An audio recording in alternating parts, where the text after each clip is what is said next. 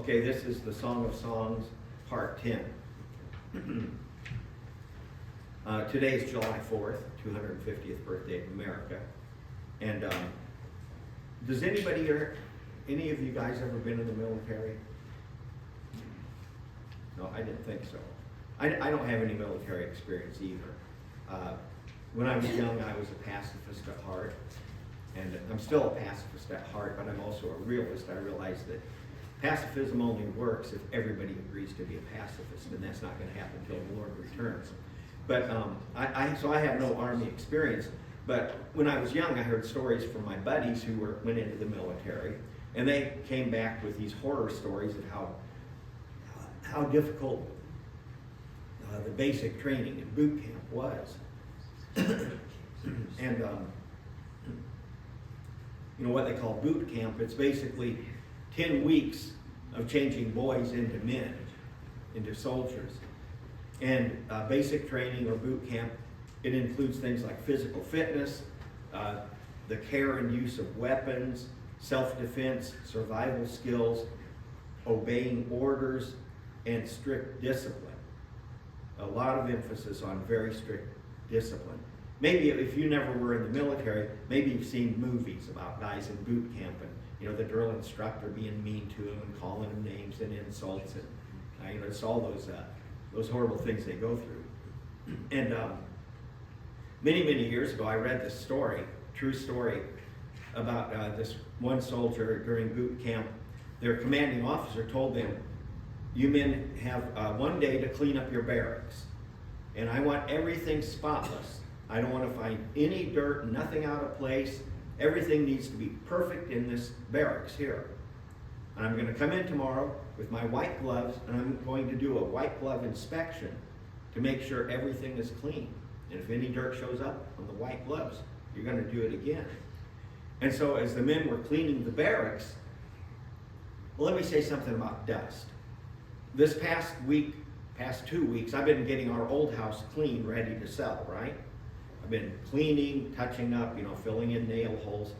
And in the process of cleaning and dusting, I've noticed that one place in a house where dust seems to accumulate unnoticed is like right above the door trim. If I go over here, and I'm going to try it here, let's see.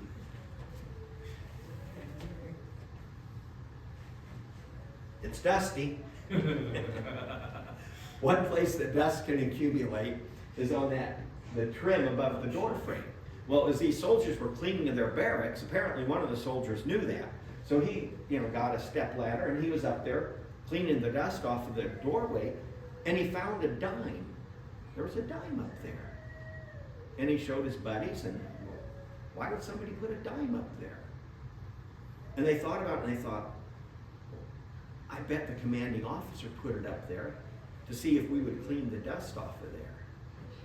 And so the day of the inspection, the commanding officer came in with his white gloves on, and sure enough, first thing he did when he came through into the barracks, he immediately went up to that doorway, took his white gloved finger and spread it across the spot where he put that dime, ran his finger across there, and 10 pennies fell to the floor.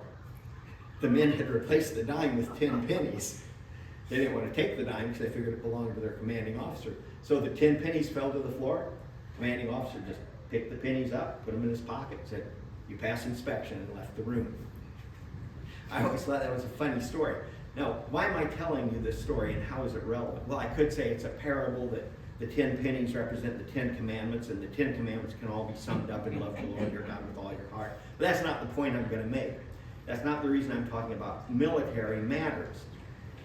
Now, in the Song of Solomon, last week I mentioned that when we come to chapter 2, verse 8, there's a transition in what's happening. Remember I mentioned that? How prior to chapter 2, verse 8, the bride is pictured sitting with the bridegroom, embraced by him. But then, in that verse, now the bridegroom is pictured as being on the move. He's leaping and skipping over the mountains and the hills, and he calls the bride to rise up and come with him. Remember, I read verse 10 of chapter 2. My beloved spake and said unto me, Rise up, my love, my fair one, and come away. So she's being called away from her sitting position, being embraced by him, to rise up and get into a mode of a moving position. And last week I talked about Martha and Mary. You all know the story of Martha and Mary. Martha was busy in the kitchen, and Mary was sitting at the feet of Yeshua, just enjoying his company and communing with him. And Martha got upset, saying, Master, she's not helping me in the kitchen. And of course, Yeshua said, Mary has chosen the better part. Martha, you're concerned about too many things. You're encumbered with these things. Mary has chosen the better part. And sitting with our bridegroom, our heavenly bridegroom, Yeshua, that is the better part. And that's a part of our life. Throughout our life, we're to spend time in his presence. That was the better part at that time, because the Lord was going to be leaving them soon. So that was the better part. So it's always important in our life that we have time alone in the presence of the Lord. But we are not to live our entire life in the Mary mode. There's a time when the Master calls us, rise up and come with me. We're going to go leaping and skipping over some mountains and hills. There's a time to sit with the Lord, and there's a time to rise up and go forward. In Ecclesiastes, there's a whole list of, there's a time to do this, a time to do that, a time to be born, a time to die, a time to kill, a time to heal. Goes all through these, and we could add to that. There's a time to sit with the Lord, and there's a time to rise up and go forward with him, conquering some mountains and hills, conquering some obstacles, living not as civilians, but as spiritual soldiers in the Lord's army, as Paul wrote to Timothy these words. This is from 2 Timothy 2, verse 3 and 4. Thou therefore endure hardness as a good soldier of Yeshua Messiah. No man that warreth entangleth himself with the affairs of this life, that he may please him who hath chosen him to be a soldier. So the Lord has chosen us to be not only his bride, but also to be his soldier. His soldier. And, when Paul talks about not being entangled with the affairs of this life, there are civilians and there are soldiers. Civilians have more freedom than soldiers. If we are called to be soldiers of the Lord, and of course that's in a spiritual sense, we're not going to live like civilians. We're going to live a different lifestyle than the rest of the world lives. We're even going to, soldiers have to wear a uniform. We're even going to dress differently than the world does. We're going to dress modestly and so forth, and we're going to behave differently, and we're going to have certain restrictions that the unredeemed world does not have. There's going to be things that we're not allowed to do that the other people in the world do. We're called to be soldiers and to not be entangled with the affairs of this world. We're obviously involved with the affairs of this world, but to not get entangled. That means don't let them become a snare to us. It's one thing to deal with the world. We have to, we got to do stuff in this world, obviously. We got to pay our bills and, do all these things. But don't get entangled. Don't get ensnared with these things. And as I said, of course, as soldiers of the Lord, our battle is spiritual, not carnal. As Paul said, we wrestle not against flesh and blood, but against principalities and powers. Now, some people, when they hear the term spiritual warfare, you've heard that term before, right? Spiritual warfare. Some people think that spiritual warfare consists of shouting rebukes at demonic powers, challenging them, scolding them, demonic powers. And there may be a time and a place when that's appropriate. If somebody's demon-possessed, yeah, you might need to be rebuking some demonic powers if there's a demon that somebody's wanting to be free from. But I think of Jude, verse 9, where Jude says, Michael the archangel, when contending with the devil, disputing about the body of Moses, durst not bring against him a railing accusation, but said, the Lord rebuke thee.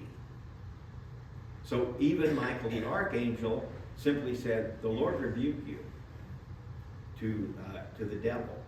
And so that seems kind of a contrast to people, challenging demonic principalities over certain places. But I'm not criticizing people that do that. I'm just saying I think we need to exercise some caution in that area.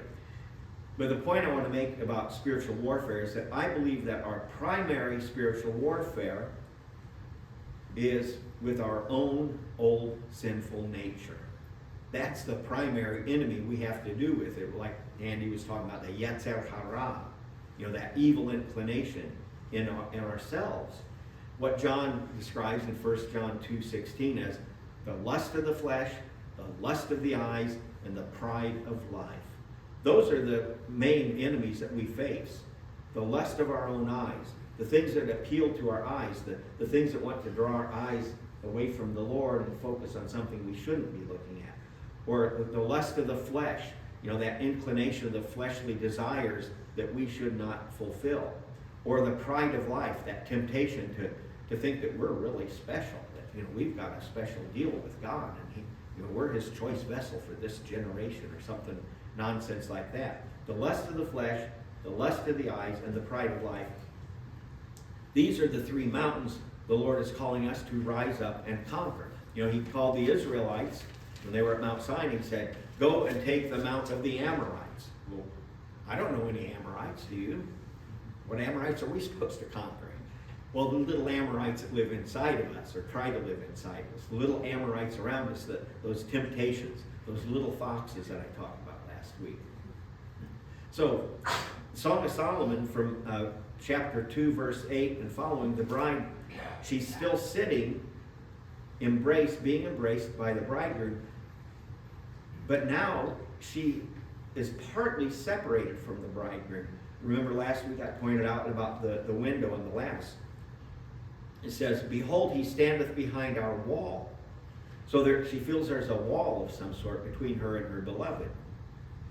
He looketh forth at the windows, showing himself through the lattice. So she can still communicate with him, but there's a barrier, partial barrier. It's a lattice. A lattice means, there's spaces. You're not totally cut off or anything, but there's some kind of a barrier. And so it's in that condition that he calls her, it's time to rise up and come with me. Let's go conquer some mountains. Let's rise up. Let's leap over some mountains and let's remove some of these obstacles, some of these character flaws in your life. And then we get to chapter 3, because last week I went through the end of chapter 2. In chapter 3, we see that she's still in bed. Now, it's okay to be in bed resting and sleeping at times, obviously. We have to spend time in bed. There's a time to rest and sleep, but there's also a time to rise and come with the Lord and conquer some mountains. To conquer the lust of the flesh, the lust of the eyes, and the pride of life. There's a time to rise up and overcome those temptations, those things that seem to plague you, that seem to constantly pull at you, tug at you, trying to get you to commit sin, or maybe you do commit a besetting sin, something you just can't shake, a bad habit, or so forth. A time to rise up and purge out the leaven from your character. And if she doesn't rise up, she says, by night on my bed I sought him whom my soul loveth. I sought him, but I found him not. So she's in a position now where she's on the bed. And by the way, when it says by night, it's interesting in Hebrew, it's plural. It's beleilot, plural form. So it wasn't just one night. This is a series of nights that she's in this position where she's seeking him, but she's not finding him. Why? Because she's still lying down on the bed. She's not rising up. Earlier she mentions the bed, or she mentions night rather. She said that, what was it? She said earlier in the first chapter, she said, a bundle of myrrh is my well-beloved unto me. He shall lie all night betwixt my breast. So there, the night was fine. But now it's a series of nights where she's seeking him, but she can't find him. It seems like he's gone away somewhere. Well, yes, he's risen up to go leaping and skipping over some mountains and hills. And he's calling her to come with him. And she's not going to find his presence if she remains in bed, if she remains inactive. Therefore, in the next verse she says, I will rise now. So she comes to a point, and we come to the point in our walk with the Lord where we realize, hey, I've been just sitting in idleness long enough. I will rise now.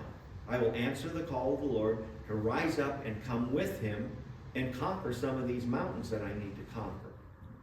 And so she says, I will rise now and go about the city and the streets and in the broadways. I will seek him whom my soul loveth. I sought him, but I found him not. So she's still looking for him, still looking for that reconnection to him. He hasn't abandoned her. He's just simply waiting on her to rise up from her idleness and come with him. And sometimes we'll find ourselves in that situation where he hasn't abandoned us. He still loves us as much as ever. But we feel like the Lord, we don't feel as close to him as we used to feel. Well, sometimes that's because he's moving forward and he's waiting for us to rise up and come with him. He's got a mission for us to accomplish. She says in the next verse, the watchmen that go about the city found me, to whom I said, saw ye him whom my soul loveth? It was but a little that I passed from them, but I found him whom my soul loveth. I held him and would not let him go until I had brought him into my mother's house and into the chamber of her that conceived me. I charge you, O ye daughters of Jerusalem, by the roes and by the hinds of the field, that ye stir not up, nor awake my love, till he please. So, now she finds him. She reconnects with him. She has that closeness. And now she's determined. She said, I held him and would not let him go. So now she's really going to hold on tightly. She's not going to let that wall of separation be there again. She's going to stay close to him. And the point I'm making is that our Lord Yeshua, our heavenly bridegroom, he's not called us to idleness. You know, I love coming here on Shabbat, you know, having good fellowship with everybody here. And that's wonderful. It's something we need to do all the days of our lives. But the Lord's called us to do more than just have our own little holy huddle here. He's not called us to idleness. He's called us to action. You know, there's a time to be a Mary, sitting in the sweet fellowship with the Lord. But there's also time to be a Martha, to rise up and serve other people. And to serve one another too, of course. And I mentioned last week that at one point the Lord said to Elijah, go hide thyself. You know, go to the brook, the ravens are going to feed you. So go hide thyself. And other times the Lord said to Elijah, go show thyself. So there's that balance between our private devotion in secret alone with the Lord and our public service among people. We need to maintain that balance of hiding ourselves, so to speak, going in that private devotion, spending time alone with the Lord, and public service among people. And there may be seasons in your life when the Lord might lead you to focus more on one than on the other. And by that I mean this. There might be times in your life where the Lord leads you by his Holy Spirit that, you know what, you need to, you should never totally withdraw from people in fellowship. You need to be in fellowship regularly your whole life. But there may be times where the Lord might show you that you need to spend more time alone with him and less time fellowshipping with other people. I know that in my life there was a time where, when I was first saved, me and my buddies, we would go to a church meeting almost every single night of the week because there were revivals going on. We'd find, oh, there's a revival every night over at this church and over at that church. And at some point you realize, well, I'm spending so much time in fellowship with other people, which is great, but I don't have time to just be alone with the Lord and pray. So sometimes the Lord has to kind of get us to, hey, quit doing so much of that and get back to this.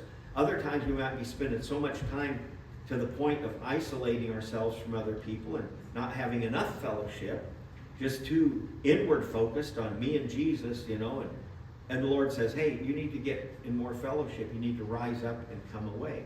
Now, and as I said, there may be seasons where the Lord wants you to focus more on one than on the other.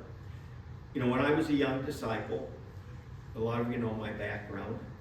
When I was young believer, I got a job at a children's home, and I worked third shift from 11 p.m. to 7 a.m. And when I went in at 11 p.m., the kids were all supposed to be in bed asleep already. So the only thing I had to do was be there and be awake, stay awake in case there was any kind of problem or emergency. I just have to do a little paperwork. It took, 15, 20 minutes, just, read the log from the previous worker and then record, before I left, record what happened that night. Usually nothing. So that meant I had about at least 7 hours, sometimes 7.5 hours. Nothing to do but sit there and stay awake. There was a TV in the room over there, and I had my Bible in this room. And I decided, I'm not going to watch the TV. I'm going to take this time. I realized the Lord was giving me an opportunity to spend 7 hours or more every single night studying the Bible and praying. And so that's what I did. I would study the Bible for a while.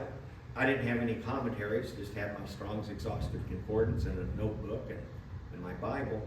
But I would spend time studying for a while, then I'd go back in the other room and pray for a while. Then I'd come back and study some more, and then go pray some more. Just alternate between prayer and Bible study. I did that for 7 hours every night for a few years. And I remember one night, 2 of the boys were being bad. I came in at 11 p.m. and 2 of them, they weren't in bed yet. They were just refusing to go to bed. And of course, I got to deal with them, and I can't physically force them to go to bed. And they were awake for till, I don't remember, 3 or 3:30 in the morning, 4 in the morning, something like that, before they finally went to bed. I thought, oh, finally. Now I could get to studying and praying, and I realized, man, I'm only going to have 3 hours to pray and study tonight. Bummer. I almost felt guilty. I felt like I'd failed the Lord because, Lord, I'm sorry, I'm only going to have 3 hours to spend with you tonight. Then I realized, I don't need to feel guilty about that. So that was my boot camp. That was my basic training those years.